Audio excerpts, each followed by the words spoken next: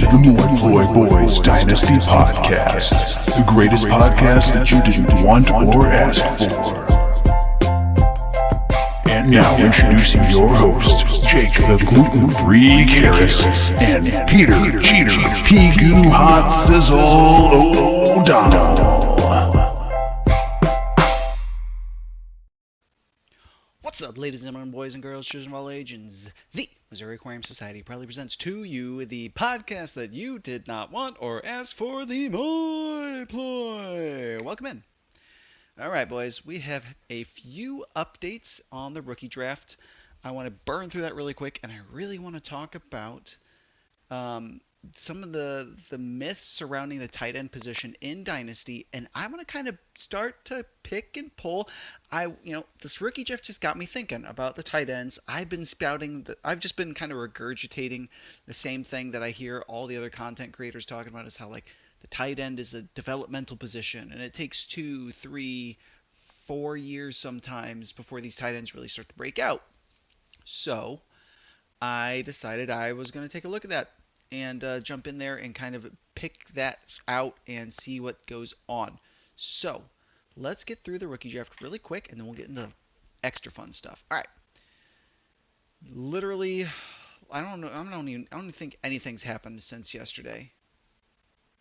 Is this even updated? No, because Rich made a pick. It should be Ray's pick. Yeah. Okay. So let's see. Peter Cheater Pigoo Hot Sizzle O'Donnell. Sorry, I just got a message from my boy. He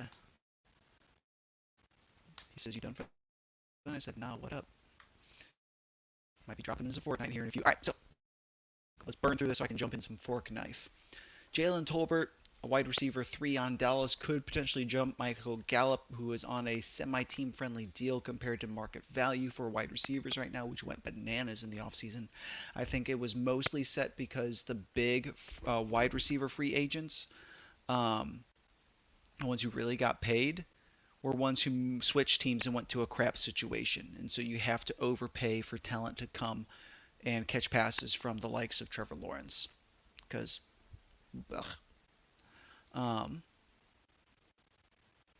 hold up. My boy's calling me right now. Hang on. Hey, let me get back to you in a few seconds here, all right? Okay, hit me up when you're done with your game. All right. Okay. And I'm back. Sorry. All right, let's see. David Bell got taken. He's likely to be the slot receiver for Deshaun Watson. I'm sure they're going to have a lot of fun getting massages together after their games.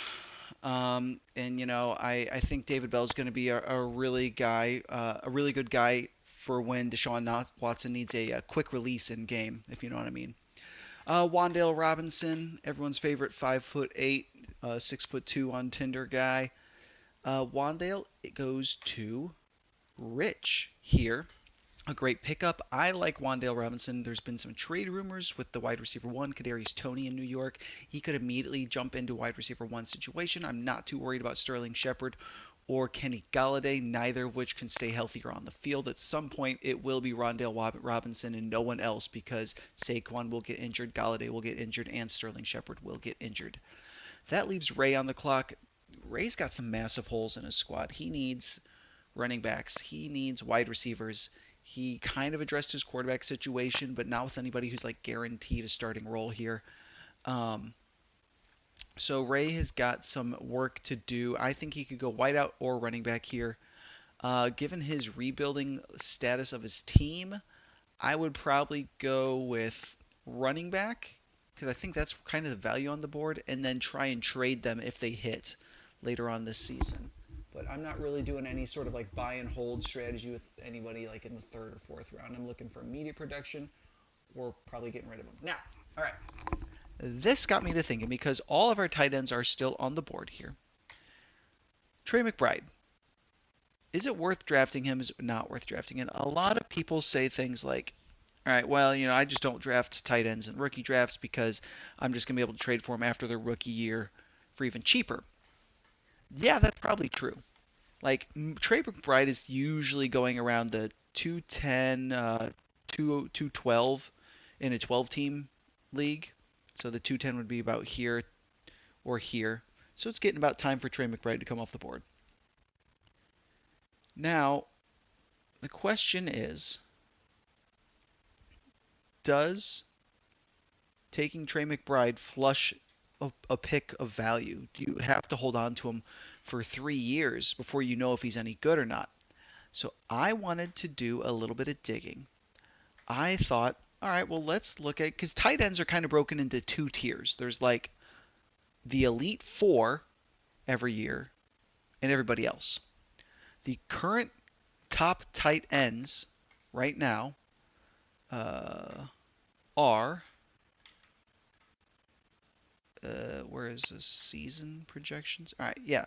Travis Kelce, Mark Andrews, Kyle Pitts, sort of, but it's really Kelce, Andrews, Kittle, Waller, Hawkinson's joined that list, and Pitts has joined the list. This is like the most crowded room of elite tight ends that's ever happened. So I've been kind of going back and looking at when these guys who were like ballers started to break out. Now, Kelce, you look at, where's his, right here. His rookie year was, I believe, 2014. Comes in the league, finishes as a top 10 tight end in PPR. 800 yards, 5 tutties. Great season for a tight end. The fact that that's only tight end 9 is honestly astounding because that's a fantastic season. Maybe it's because he lost 4 fumbles. That he got penalized so heavily. I don't know. But next season, kind of the same. And his third season is when you really see him break out. It's when he really starts getting a much better yards per target. Doesn't get the touchdowns yet, spiking yet, but does come away with over 1,000 yards, over 110 targets, all the things that you want to see. So he breaks out in his first year, actually. This is what a first year breakout looks like down here. Now let's take a look at kind of the second most productive when he's healthy tight end in the game, in George Kittle. Possibly even the first most productive. He comes out and he gets play his rookie year. He doesn't have as good of a season as Kelce does, but he sees the field and sees a significant amount of targets in his rookie year. Then you see sophomore year breakout, boom, 1,300 yards. He is that dude, just like that. And that was his last fully healthy season and his most productive season, consequently. So then we go and let's take a look at Mark Andrews. Mark Andrews sees the field his rookie year, 50 targets, pretty good. Has a sophomore breakout, mostly inflated by having double-digit touchdowns on less than 100 targets, which is pretty rare. You're not going to see that often. But he does come away with over 800 yards. And again, this is a rookie tight end. This is what you need to see out of a rookie tight end. It's like minimum 50 targets. Otherwise, his chances of becoming one of the top 3 are basically 0. Kyle Pitts, he just had his rookie year, 110 targets. Honestly, kind of insane. The fact that he only had 1 tutty is a bit ridiculous. Darren Waller is a very interesting one. You look at Darren Waller, he's got a strange career, right?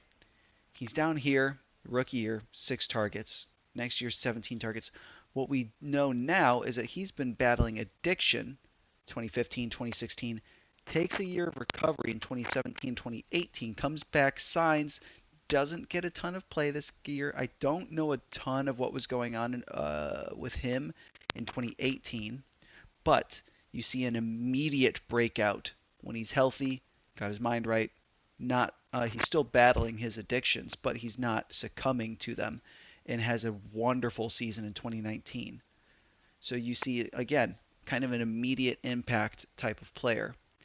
This one is a special case. I feel like he's got 2 different careers. He has this one, and then the one where he came back to really play. TJ Hawkinson. Let's take a look. He had 59 targets. This is what you need to see coming out of a tight end for a rookie year. Next sophomore year, breakout. Second year breakout again. That is Kelsey, Andrews, Kittle, Pitts, and Hawkinson. We've all seen have a massive breakout at their second year. Now let's take a look at Ertz.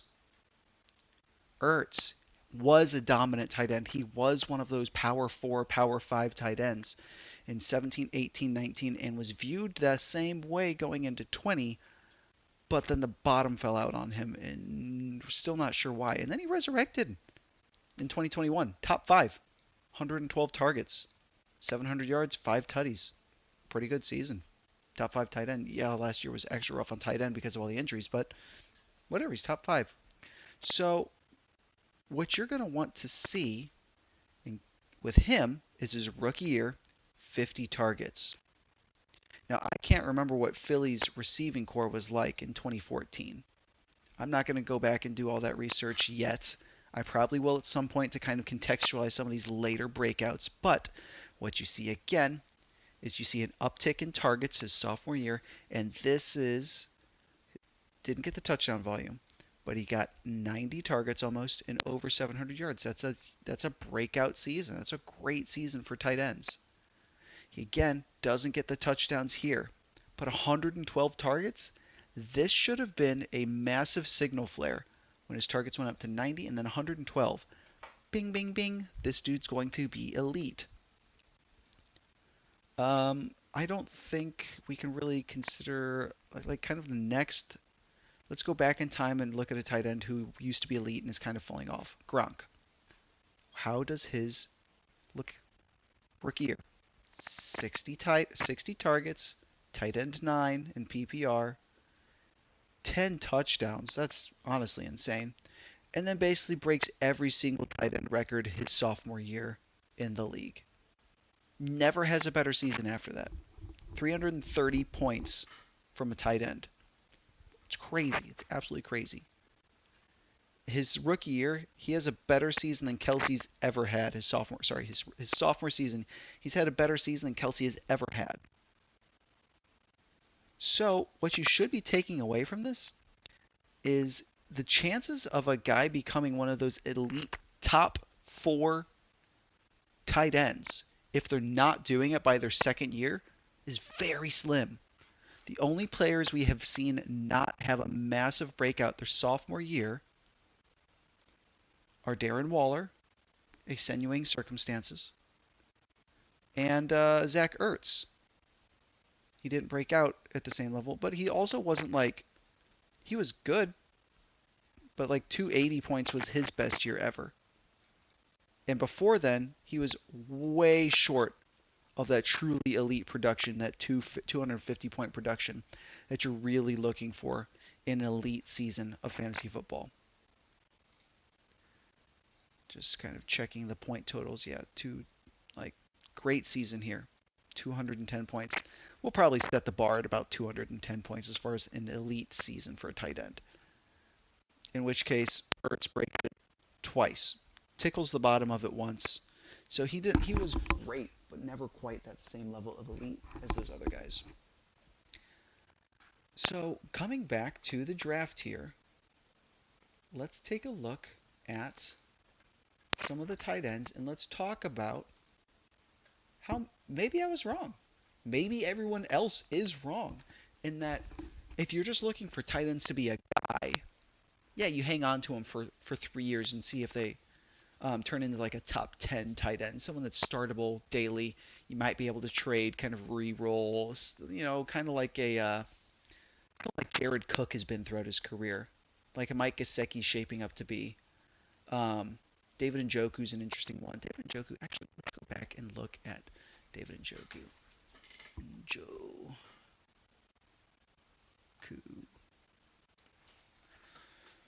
All right, so Njoku has 60 targets his rookie year. That's awesome. Sophomore year, exactly what you want to see. And then big injury, I believe, his third year, that cuts short his chance at kind of elevating. Now, could Njoku have kind of that, and then Austin Hooper comes to town and just obliterates both of their values, and Baker Mayfield starts sucking dick, and It just goes to shit. Could Njoku have a Darren Waller type resurgence this year? Yeah, he's only 25. Here's the other interesting thing. I forgot about this. Shoot. Another interesting theory that I have here is that because tight end is such a physical position, you have to be blocking. You have to be pass blocking. You've got defensive ends blasting you. You've got linebackers blasting you. You have to be run blocking. You've got to be mixing it up with DNs sometimes, mixing up with linebackers, trying to create seams for your running back. Because it's such a physically demanding position, a 22-year-old is not going to be able to come in and produce the same way that a 25-year-old is going to be able to produce. So I think, just a thought here, tight ends aren't able to compete in college until they're 21, 22, because an 18-year-old trying to block a 22-year-old linebacker generally going to have a bad time. Unless the 18-year-old is a freak and the 22-year-old is me. So those tight ends aren't really getting college reps until they're a bit older. Whereas someone, like a wide receiver could break out at 19, 18. Even though they're going to struggle, they will get some playing time if they're really talented because they're not having to take on in a direct clash of strength guys who are 3 and 4 years older than them who have their man body while they're still rocking their high school body. Now, because they're not getting those reps in college, they're not declaring for the draft nearly as early. So when people talk about the breakout age of tight ends being 25, well, a lot of those rookies are coming out of college at 23. They're getting their first year at 24 as a rookie, and then that sophomore breakout where they become elite is their sophomore year at 25. Just a theory, have not tested it, but it lines up pretty well. So, you know what? I think I'm going to take it back. I think tight ends, it's not a type of player that you're going to pick and look for production this year for. But I think I'm going to change my philosophy from here on out, and I don't think I'm going to be holding guys 3-4 years into their career. If they're not getting it done, I'm out. I will not be tricked by O.J. Howard anymore. You sucked your sophomore season, I'm out.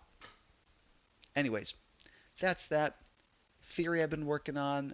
Very, very early initial stages of my research. Hope you guys learned something. Ray and Brett, the only 2 listeners. Respect. And I will see y'all in the next one. Bye.